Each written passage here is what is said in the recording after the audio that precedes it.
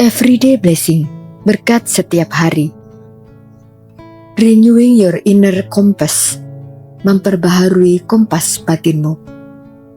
Janganlah kamu menjadi serupa dengan dunia ini, tetapi berubahlah oleh pembaharuan budimu.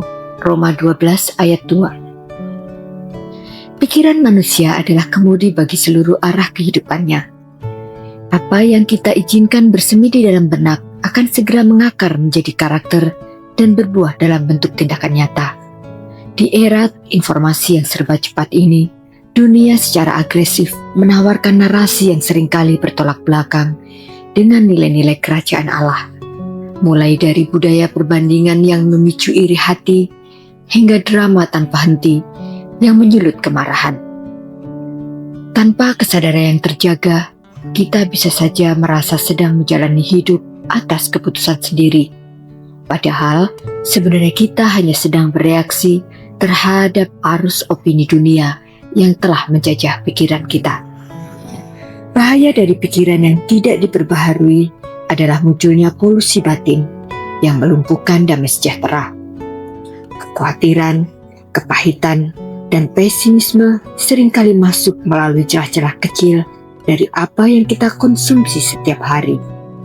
Sebagai ilustrasi, bayangkan sebuah gelas berisi air bening yang ditetesi tinta hitam setiap 1 jam sekali. Meskipun hanya 1 tetes, perlahan namun pasti seluruh air dalam gelas itu akan menjadi keruh. Demikian pula dengan pikiran kita. 1 konten negatif, 1 gosip di media sosial, atau 1 berita penuh kebencian yang kita konsumsi tanpa filter akan mengeruhkan kejernihan jiwa dan membuat kita sulit melihat kehadirat Tuhan. Proses pembaharuan budi bukanlah sekedar mengganti pikiran negatif menjadi positif secara psikologis, melainkan sebuah proses pembersihan total melalui firman Tuhan. Kita perlu mengganti asupan yang merusak dengan kebenaran yang memerdekakan.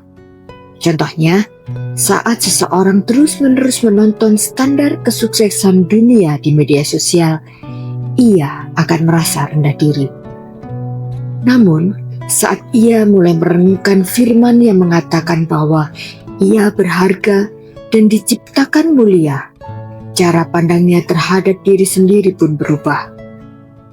Seperti sebuah komputer yang perlu diinstal ulang dengan sistem operasi yang baru agar tidak lagi mengalami error akibat virus. Demikianlah pikiran kita perlu diatur oleh Roh Kudus agar selaras dengan kehendaknya. Sebagai contoh praktis sehari-hari, saat mendengar gosip atau berita negatif, kebiasaan lama adalah ikut terlibat membicarakan kejelekan orang lain. Praktek pembaharuan yang perlu dilakukan adalah ketika percakapan mulai menjurus ke hal negatif, pilih untuk diam atau alihkan topik ke hal yang lebih membangun. Hasil dari pikiran yang diperbaharui adalah transformasi hidup yang berdampak dan penuh ketenangan. Pikiran yang jernih akan melahirkan ketegasan dalam memilih yang benar di tengah godaan yang samar.